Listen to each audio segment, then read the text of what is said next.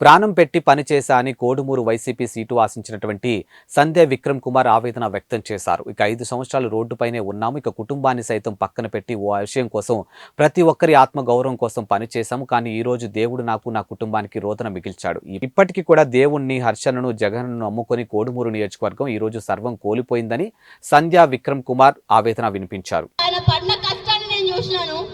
2010 జగనన్న ఓదార్పు యాత్ర చేస్తున్నప్పటి నుంచి కూడా ఆయనతోనే నడిచాడు. పార్టీ పెట్టక ముందు నుంచి ఆయనతోనే నడిచాడు.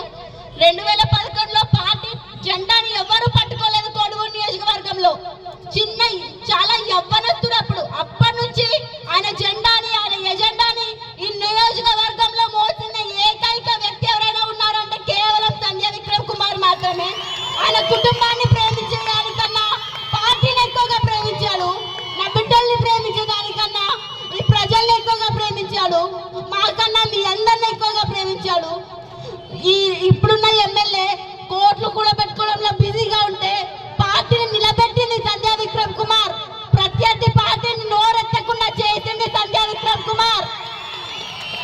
ఇప్పుడున్న ఎమ్మెల్యే కార్యకర్తల్ని పట్టించుకోకుంటే ప్రతి ఒక్క కార్యకర్తకి ఇంటికి వెళ్ళి వాళ్ళ బాధని వాళ్ళ వేదనని తీర్చింది.